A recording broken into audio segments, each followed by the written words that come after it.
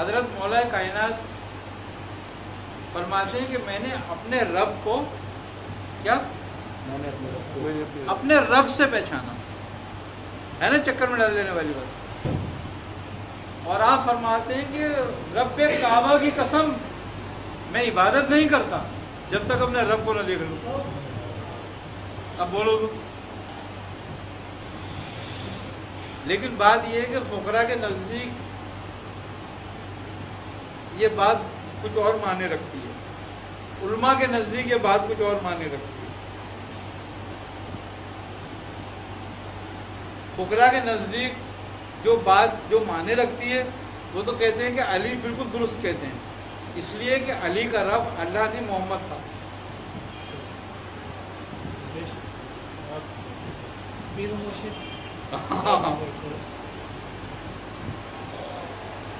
وہ کہتے ہیں جب تک میں نہیں دیکھ لوں عبادت نہیں کرتا ہوں. اور میں نے اپنے رب سے رب کو پہچانا. جی میں نے اپنے رب سے ہی اپنے رب کے رب کو پہچانا، یعنی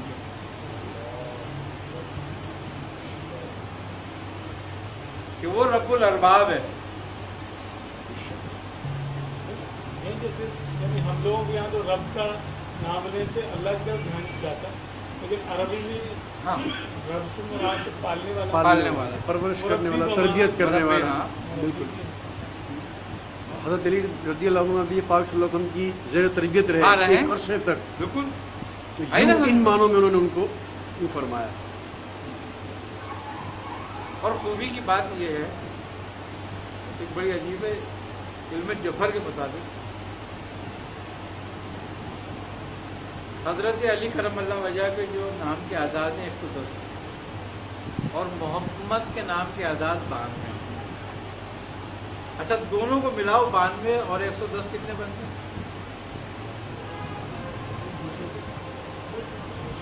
ہیں؟ 202 بنتے ہیں. اچھا رے کے 200 ہیں اور بے کے 2 ہیں. رب سبحان رب کے 202 ہیں. واہ. اچھا رب بمانی جامع الصفات ہے، یہ قطب الاسما ہے. آئی نا سمجھ؟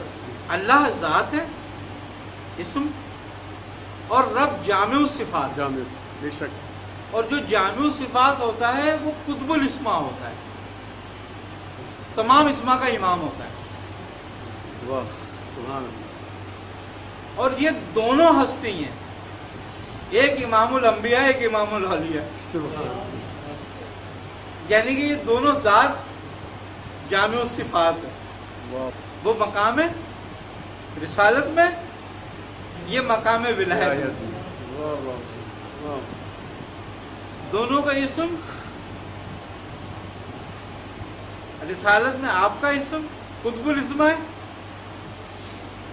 اور ولایت میں آپ کا اسم قطب الاسما ہے. اور دونوں اسم ملتے ہیں تو رب بنتا ہے، جامع الصفات بنتا ہے. وہ نبوت اور رسالت کے مربی ہیں، یہ ولایت کے. تو بات یہی ہے کہ جس نے معرفت کو جانا اسی نے نعمت پائی، اسی کو نعمت ملی. نعمت کے معنی معرفت کے ہیں، کسی اشیاء کے نہیں ہیں.